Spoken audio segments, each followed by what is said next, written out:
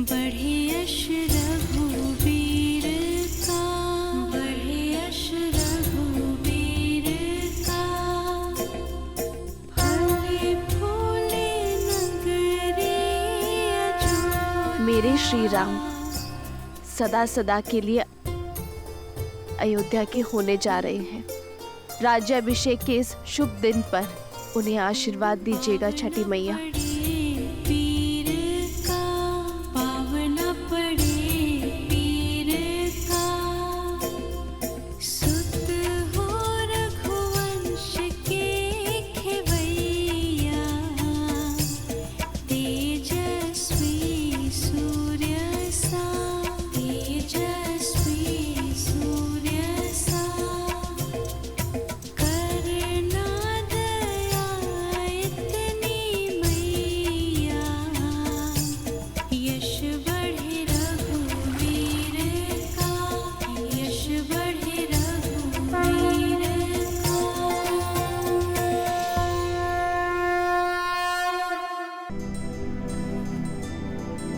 तुम्हारे लिए कलेवा परोस दिया है, तुम्हारा प्रिय दही भात और राजभोग सब है, ग्रहण करो।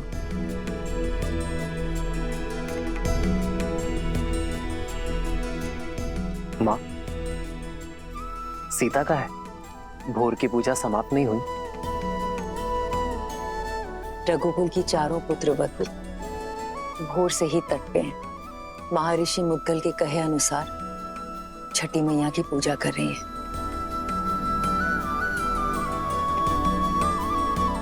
कल तुम्हारा राज्याभिषेक है राम। कल के पश्चात बहुत से कर्तव्य, बहुत से दायित्व निभाने हैं तुम्हें।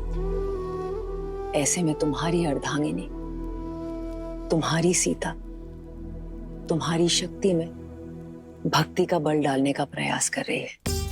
तुम्हारी लंबी आयु और अयोध्या के सम्मान के लिए प्रार्थना कर रही है। रघुकुल के दीप की सुरक्षा की प्रार्थना कर रही है। तब तो समय लगेगा माँ। कुछ खाया उन चारों ने? कहाँ? 12 प्रहर का उपवास है उनका, जो तुम्हारे राज्याभिषेक से पहले ही समाप्त होगा। परिवार में पुरुष चाहे सफलता के जिस भी शिखर पर पहुंच जाए, उसका आधार, उसकी धरा एक स्त्री ही होती है। और मां, घर की उन्नति में पति पत्नी दोनों ही भागी होते हैं ना, तो व्रत केवल स्त्री ही क्यों रखे? मैं भी सीता के लिए व्रत रखूंगा। राम सिया राम सिया राम सिया राम, राम सिया राम सिया राम। और मेरा ये व्रत सीता के प्रति मेरे प्रेम और सम्मान का प्रतीक होगा। हाँ, मेरा राम जितना प्यारा पुत्र है, उतना ही उत्तरदायी पति भी है।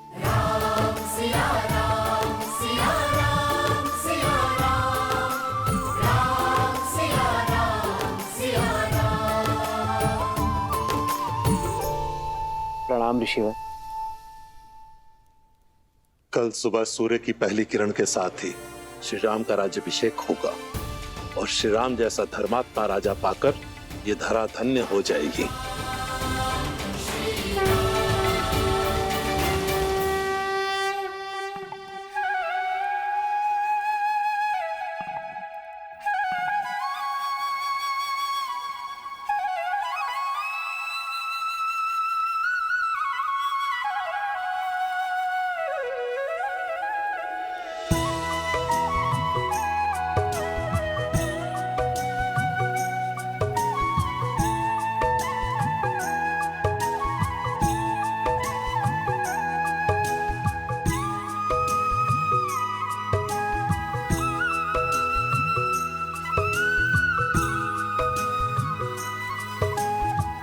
हमारे कारण इन्हें भी प्रातः उठकर आना पड़ा। बेचारे, लगता है अभी भी मीठी निद्रा के स्वप्न देख रहे हैं।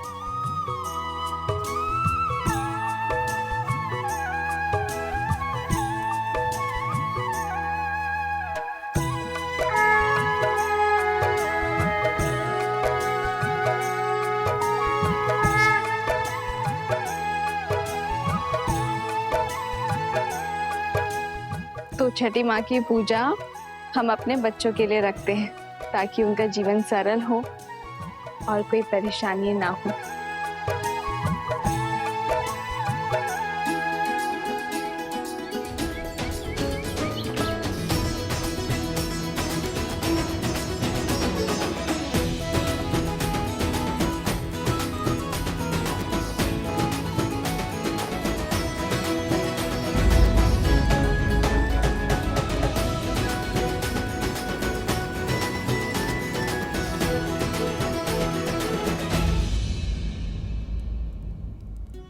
पिछले 14 वर्ष से हमें जिस दिन का इंतजार था, तुम उसका भाग नहीं बनना चाहती हो। हमारा राम राजा बनने वाला है। चलो केकई, ये समय बीती बातों का शोक मनाने का नहीं, आने वाली घड़ी के सुख में रंगने का है। आपको मुझ पर क्रोध नहीं आता? इस समय भी आप मुझे अपना दोषी नहीं मानती? केकई दीदी, वनवास में जाने से पूर्व स्वयं राम ने तुम्हें क्षमा कर दिया था और हमने भी आपको क्षमा कर दिया था। मुझे राम के प्रति तुम्हारे प्रेम में ना पहले कोई संदेह था ना है। मुझे ज्ञात होता कि समस्त भूमि के राजाओं से मेरा राम राजधर्म सीखेगा, ज्ञान प्राप्त करेगा, तो वनवास का ये वचन पहले मैं मांग लेती। दीवे, आपके भीतर ममता ही नहीं, बुद्धि माता का सागर बहता है।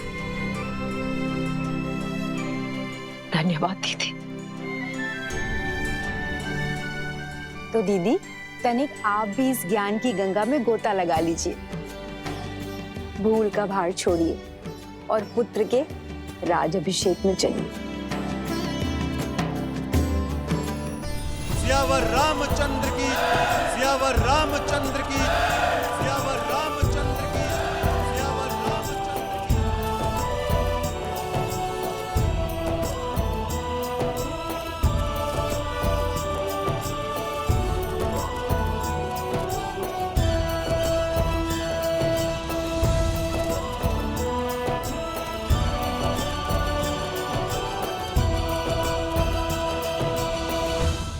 सियावर रामचंद्र की, सियावर रामचंद्र की, सियावर रामचंद्र की, सियावर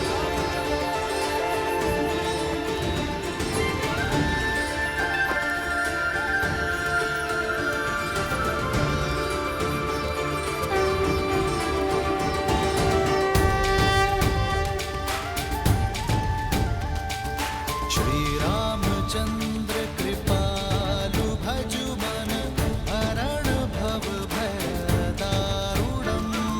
श्री रामचंद्र कृपालु भजु मन हरण भव भय दारुणम्। नव कंज लोचन गंज मुख कर गंज पद कंजारुणम्। और हम राजगुरु वशिष्ठ के आने तक अयोध्या को तनिक और प्रतीक्षा करनी होगी। तब तक आप माताओं का आशीर्वाद ले लीजिए। आइए।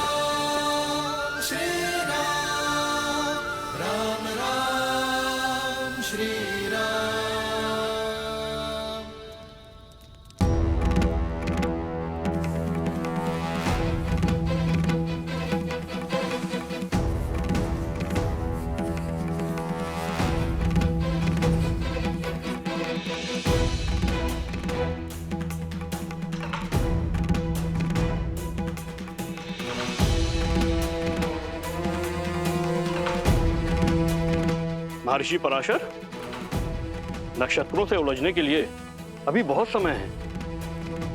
राज्याभिषेक में आपकी प्रतीक्षा हो रही है ऋषिवर।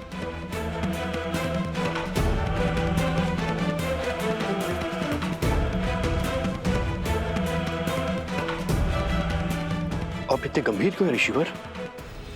क्योंकि ग्रहों के संकेत ठीक नहीं है।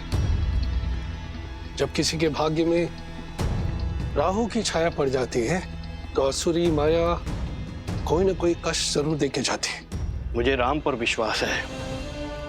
यदि भाग्य में संघर्षों का भंवर है तो वो भी स्वीकार है, और मुझे विश्वास है कि अयोध्या के नए राजा इस भंवर से भी अवश्य पार होंगे। एक राजा के जीवन का संघर्ष उसकी संपूर्ण प्रजा को भोगना पड़ता है। इस राज्याभिषेक के समय की कुंडली में यह स्पष्ट है कि एक महाअसुरी शक्ति अयोध्या में प्रवेश करने वाली है।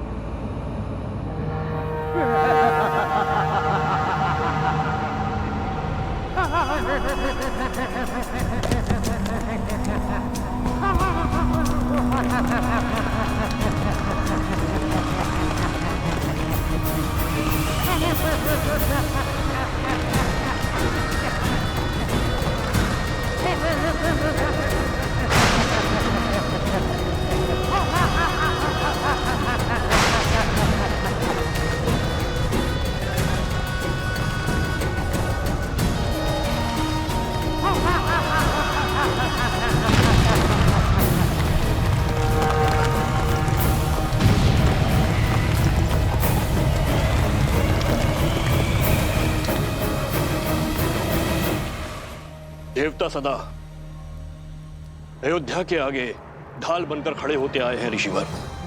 यदि कोई आसुरी शक्ति रामराज में प्रवेश करने की चेष्टा भी करेगी तो उसका सामना धर्म की शक्ति से होगा। आप आइए और राम को आशीर्वाद दीजिए। शुभ घड़ी में कुछ ही समय शेष है। आशा करता हूं कि इस बार भी आपके विश्वास की जय हो।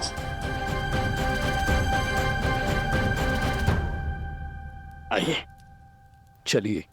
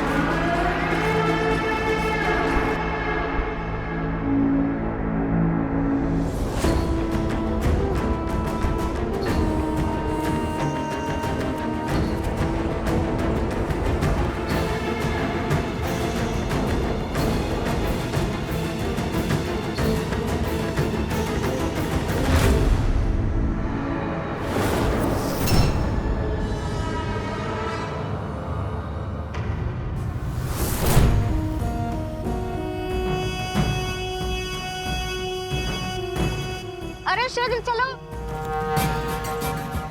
आज अभिषेक का समय हो गया है।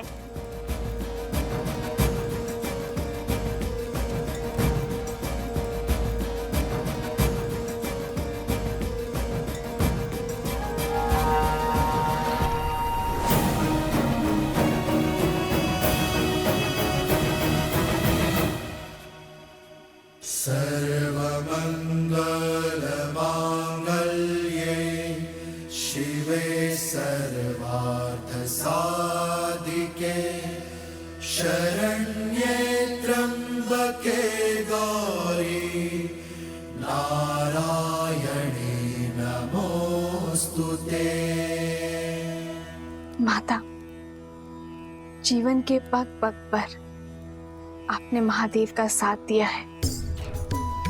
आशीर्वाद दे कि वैसे ही मैं भी सदा अपने श्री राम का साथ दे सकूं। सुख दुख की हर घड़ी में मैं राजा राम की पत्नी के रूप में सभी दायित्व निभा सकूं।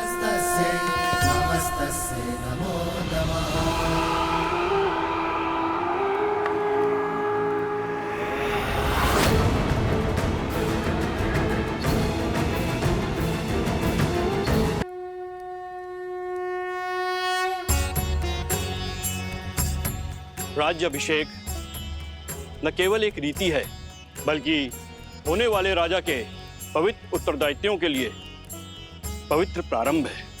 रीति अनुसार मंगल बेला में सर्वप्रथम श्री रामचंद्र जी की देह को तेल, विविध औषधियों के मर्दन से शुद्ध किया जाएगा।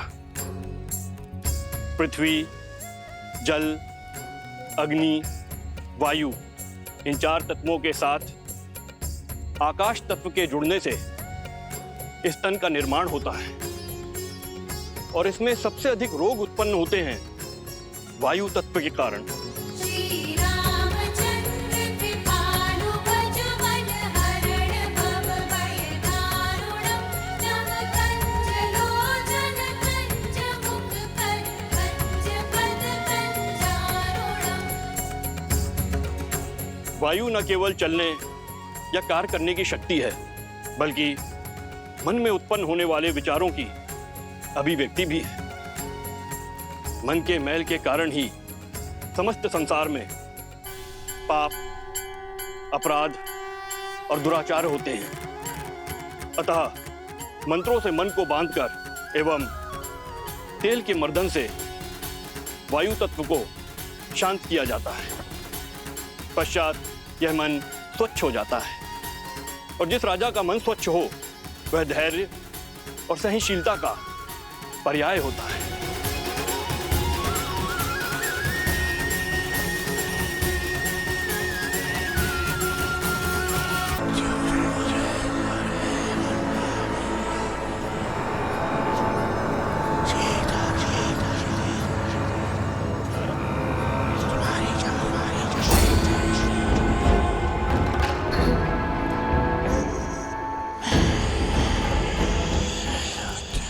ना जाने कौन बड़बड़ाया जा रहा है, कानों में विचित्र स्वर आ रहा है, ना ही कुछ समझ में आ रहा है और ना ही कोई दिखाई दे रहा है।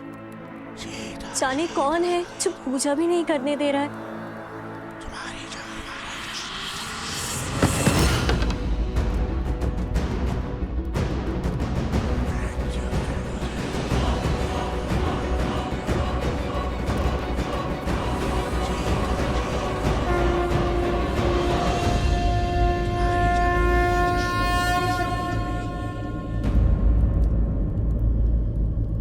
क्या हुआ उर्मिला, इतनी विचलित क्यों हो तुम? दीदी, आपको ये ध्वनि नहीं सुनाई दे रही? कैसी ध्वनि? मुझे तो कुछ सुनाई नहीं दे रहा है।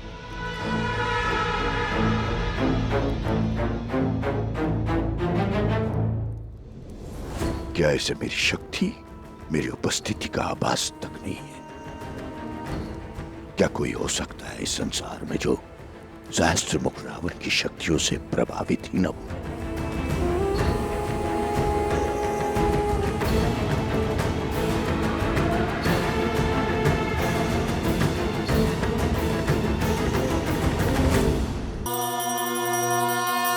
स्वस्ति न इंद्रो वृणश्रवाः स्वस्ति न पूषा विश्ववेदाः स्वस्ति नस्ताक्षो अरिष्टनेमि स्वस्ति न बृहस्पतिर्दधातु। ओम शांति शांति शांति। तेल के मर्दन से वायु तत्व शांत हो जाता है। तन के साथ साथ मन भी स्वच्छ हो जाएगा, ताकि राजा सदा उचित मार्ग को चुने और धर्म का पालन कर सके।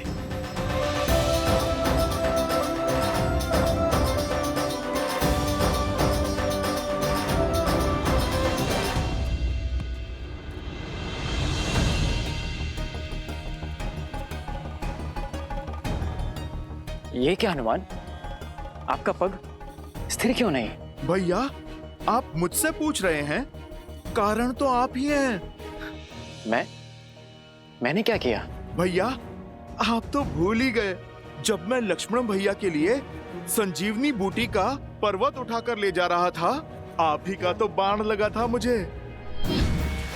बस ऊपर आकाश से धरती पर धन से गिरा। भरत भैया, बड़ी विकट मोच आई थी मुझे इस पैर पे। परंतु उसके पश्चात तो आपने अपने बल और बुद्धि की पराकाष्ठा पार कर दी थी। पूरा का पूरा युद्ध लड़ा है आपने। उद्देश्य की पुकार में पीड़ा की चिंता कहाँ स्मरण रहती है लक्ष्मण भैया? आपके पग को भी तेल मर्दन करवाना पड़ेगा हनुमान। भरत भैया, आपका विचार तो बहुत अच्छा है, मेरी भी यही इच्छा थी। उचित है, मैं आपको वेधशाला भिजवा देता हूँ। भरत भैया, उसकी आवश्यकता क्या है? इतना तेल प्रभु को छूकर व्यर्थ जा रहा है। यही उपयोग में मैं ले लेता हूँ। तेल का तेल, उस पे प्रभु के स्पर्श का मेल, स्वर्ण पे सुहागा। श्री गुरु चरण सरोज रज निज मनु मुकुरु सुधारी बरनउँ रघुबर बिमल जसु जो दायक फल चारि। यही तेल प्रभु श्री राम को स्पर्श करके आया है, मेरे तन और मन को स्थिरता दे सकता है। समझ रहे हैं भरत भैया? सब समझ में आ रहा है लक्ष्मण। इनके पग की पीड़ा, इनके तन की अस्थिरता, सब बहाने हैं हनुमान के। सत्य तो ये है कि भैया के तन को स्पर्श करके आया हुआ तेल भी हनुमान के लिए प्रसाद है, पावन है। सच में हनुमान की भक्ति अनुपम है। पर ये तो कम है, अभी तो और अभिषेक होंगे। भैया को माटी भी लगाई जाएगी। क्या हनुमान वो भी अपने तन में मल लेंगे? कहीं यह विचित्र दृश्य ना प्रस्तुत हो जाए। उचित कह रहे हो शत्रुघ्न। भ्राताओ, बहुत बड़ी भूल हो गई हमसे। सीता भाभी माँ के साथ ही रखना चाहिए था हनुमान को। अब और न जाने क्या क्या खेल दिखाएंगे ये। भरत भैया, जो पहले ना हो सका वो अब भी तो हो सकता है। अर्थात? हनुमान जी, एक कार्य तो शेष रह गया। हमें शीघ्र भाभी माँ को यहाँ बुलवाना होगा। वो क्या है कि भैया के शीश पर जब अयोध्या का राजमुकुट सजेगा तो उन पर प्रथम पुष्प वृष्टि करने का अधिकार तो भाभी माँ को ही है ना।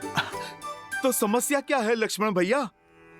प्रभु के कार्य में कोई भी विघ्न नहीं आएगा। राम लखन सीता सहित हृदय बसहु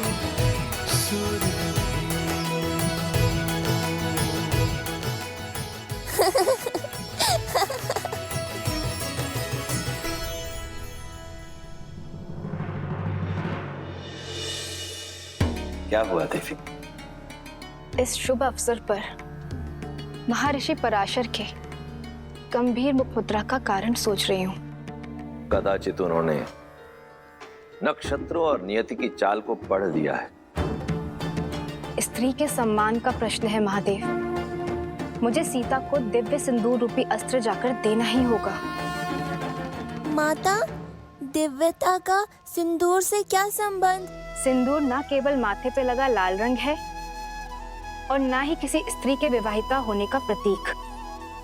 स्त्री अपने मांग में सिंदूर के साथ विवाहित जीवन के सुख, समृद्धि और स्वास्थ्य के रंगों को भी भरती है। सिंदूर एक ऐसी ढाल है जो सभी प्रकार की नकारात्मक ऊर्जाओं से पति और पत्नी के संबंधों की रक्षा करता है, भीतर और बाहर के सभी द्वंद्वों का अंत करता है। जिस प्रकार श्री राम को युद्ध के समय भिन्न भिन्न प्रकार के शस्त्रों और अस्त्रों से सुसज्जित किया गया था, अब समय आ गया है देवी सीता को भी वैसे ही सज्ज करने का, क्योंकि शीघ्र ही एक और असुरी शक्ति चुनौती देने वाली है।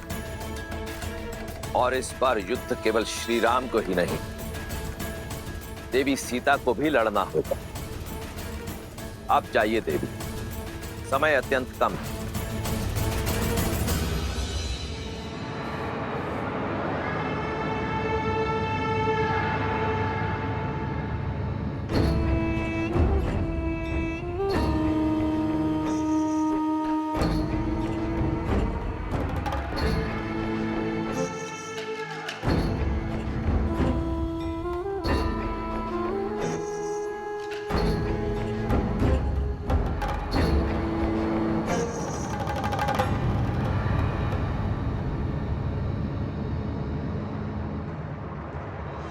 अद्भुत, अप्रतिम है ये सुंदरी।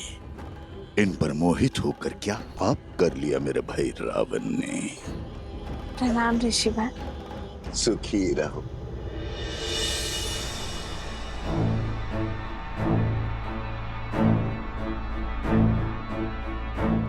तुम्हारी सखिया कुछ विचलित लग रही है।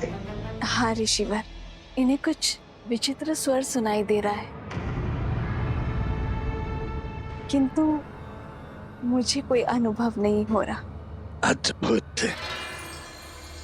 ब्रह्मांड में निरंतर अनेक ध्वनियां गूंजती रहती हैं।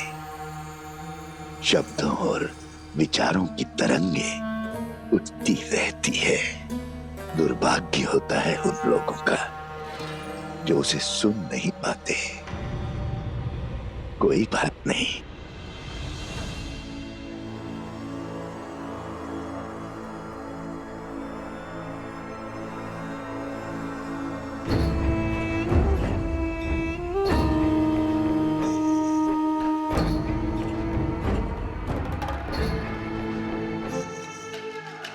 मेरे हाथों से प्रसाद खा लो, सब सुनाई देगा।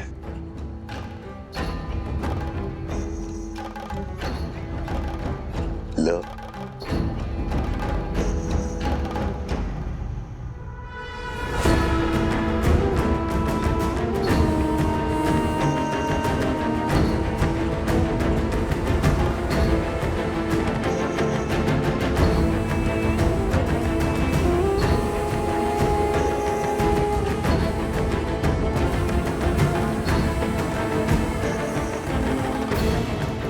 प्रसाद लेकर उसे ग्रहण न करना उसका अपमान होता है देवी। ग्रहण करो।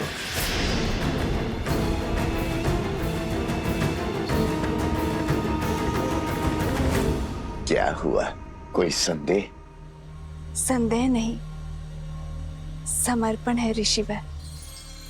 श्री राम के राज्याभिषेक के लिए मैंने व्रत रखा है। आज राज्याभिषेक के बाद ही मैं छठी पूजन का व्रत खोलूंगी। क्षमा कीजिएगा ऋषिवर,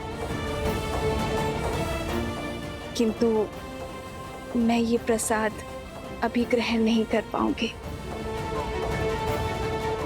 प्रणाम। कल्याण हो।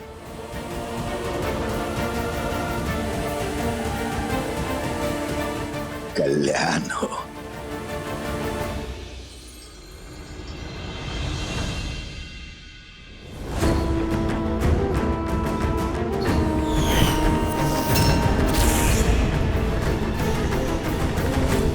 तेल अभिषेक संपन्न हुआ, अब मृदाभिषेक आरंभ हो।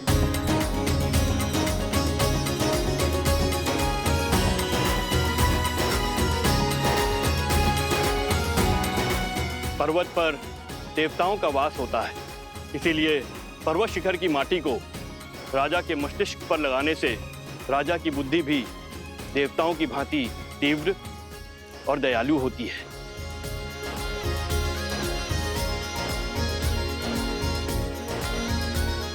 राजमहल के आंगन की माटी में शौर्य की गाथाएं, वीरों का रक्त घुला होता है और इस माटी को हृदय से लगाने से भावी राजा का मन दृढ़ होता है। जिसके मस्तिष्क में दृढ़ता हो और हृदय में दया हो, वही राजा प्रजा की सेवा कर सकता है, उसे संतान की भांति पाल सकता है।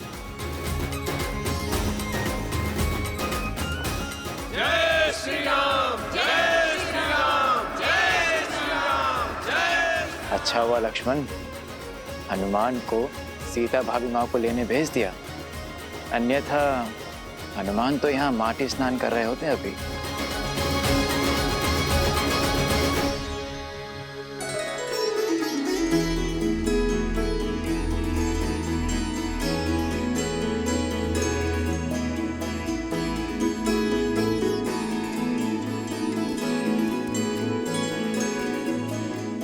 कहाँ है मैया? उन्हें तो शीघ्रातिशीघ्र प्रभु के पास लेकर जाना है।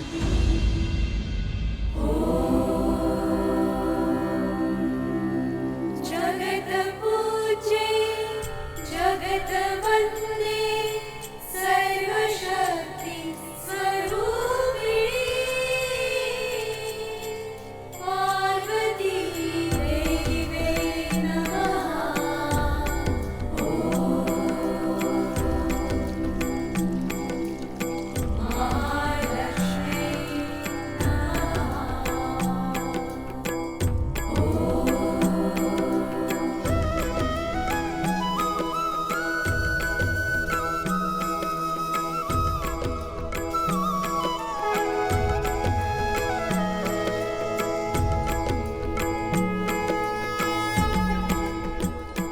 सुनिए,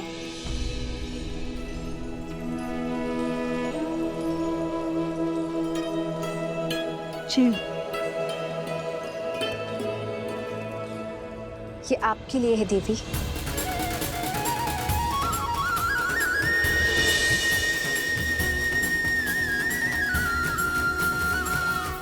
आप मुझे जानती हैं? जिन देवी सीता ने स्त्री की पवित्रता और साहस को नई परिभाषा दी, उन देवी सीता को कौन नहीं जानेगा। ये पवित्र सिंदूर है। श्री राम के राज्य अभिषेक होने के साथ अयोध्या का सोया हुआ सौभाग्य भी जागने वाला है। श्री राम के कंधों पर बड़ा भार आने को है, किंतु पत्नी के समर्थन के बिना पति के कर्म और धर्म की यात्रा अधूरी है। ये सिंदूर आपको सबल करेगा, अपने पति का संबल बनने के लिए भी और आने वाले कष्टों का सामना करने के लिए भी। धन्यवाद। पर आप गौरी माँ से आशीष मांगा था ना, तो समझो ये उन्होंने भेजा है।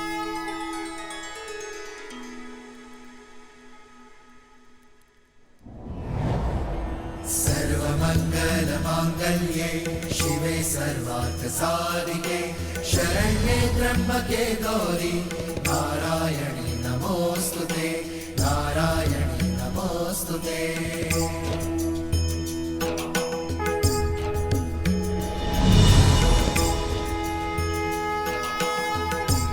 ये क्या माता, दान देने के दिन में आप दान ले रही हैं?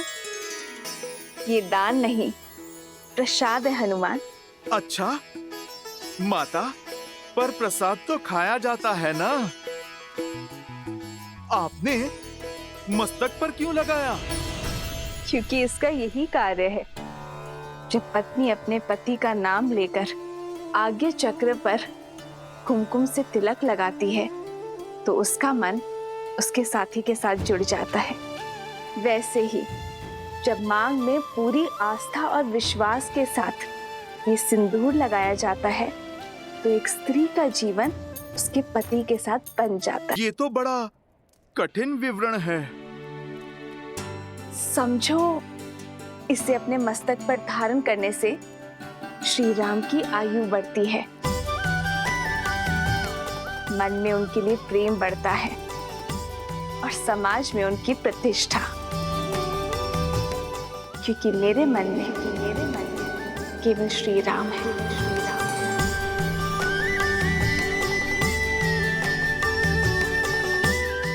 माता, आप मन मस्तक की बात करती हैं। इस भक्त के तो रोम रोम में प्रभु राम के लिए प्रार्थना उठती है माते। किंतु यदि मैंने अपने पूरे शरीर पर ये सिंदूर का लेप लगाया, तो ये समाज मेरे पति का उपहास उड़ाएगा, मेरे प्रेम पर हंसेगा।